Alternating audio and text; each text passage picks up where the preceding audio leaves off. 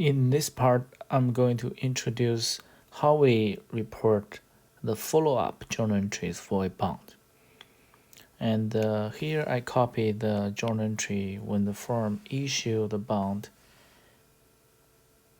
on January 1st, 2017, which I copied from the PowerPoint. Okay, because the PowerPoint does not provide me enough space to write, so I use this blank Word document. Okay, so that's the first day when the borrower report this liability, as a journal entry. And we know the interest is payable every year. So next year, 2018, how we report, right? We know on this date, the firm is going to pay $5,000 cash as interest payment, right? The firm use the money for 1 year. It also it also should recognize interest expense, which we debit interest expense. But the question is what the amount we should report as interest expense.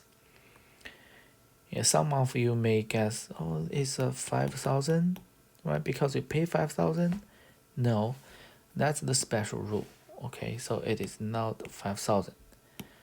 What is it? Okay, so the interest expense is determined by, first, the book value of the bond. Basically is bond payable subtract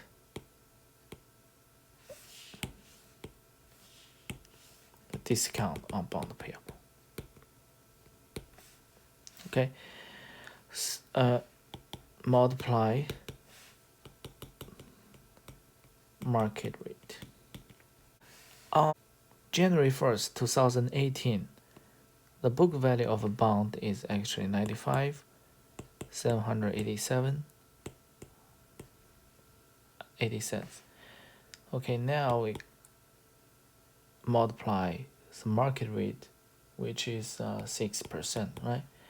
So the interest expense is 5,747.27 cents. So this is interest expense.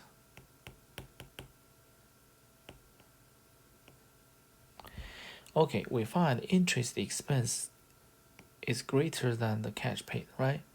So the difference, actually we credit discount on bond payable, and it's 747.27 cents. Then this journal entry is balanced. Debit equals to the credit, right? What we did for the discount on bond payable? Yeah, we credit. And when the firm issued the bond, we debit. We credit. Right, so because we credit, let's take a look at the T account of the discount on bond payable. Okay, originally we have the debit balance, which is 4,212.20 cents, and next year, on January 1st, 2018, we credit. So on this day, the total discount on bond payable will reduce to 3,464.93 cents. Okay, this is important because basically when the discount on bond payable decreased from 4,212 to 3,464, it affects the book value of the bond. Okay, now next year, January 1st, 2019, right? We know we are going to make a journal entry to debit interest expense.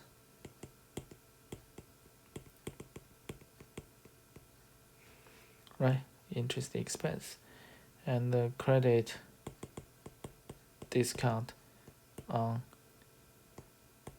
bond payable, and also credit cash. Cash is easy, right? 5,000.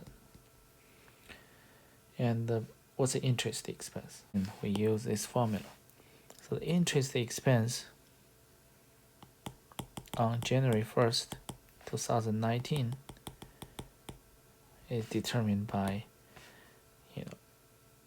the bond payable is 100,000. Don't forget, the discount on bond payable balance is not 4,220 or 2,212. Now is 3,464.93, and multiple 6%. And this part is actually 96,535 and 7 cents, multiple 9%. The interest expense is 5,792 10 cents. Okay, so what you find is this number is greater than this one. Yeah, why? Because the book value of bond increased, and we will keep doing this every year. This procedure we call amortization.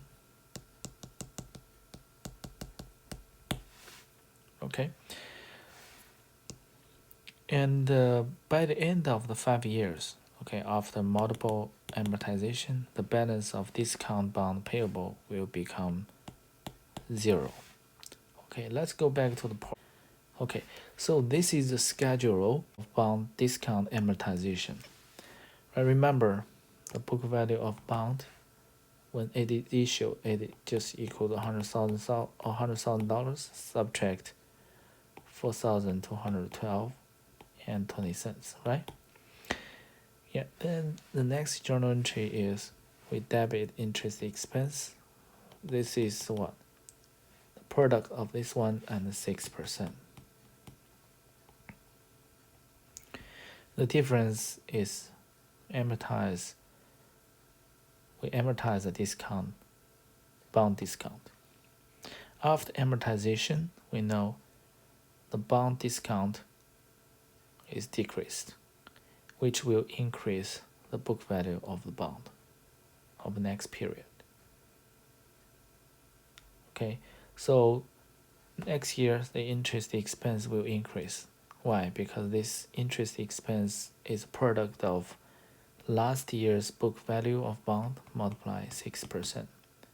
Yeah, so basically this schedule shows us the procedures. We amortize the bond 5 times. Okay, and 2, after 5 times amortization, see the total balance of amortization just equals to the discount on bond payable, right? And then in the end, because bond discount is 0, the book value of bond is $100,000, which is just the face value of the bond. In the next video, I'm going to use an example, but I do not include the reporting of the bond, just calculation.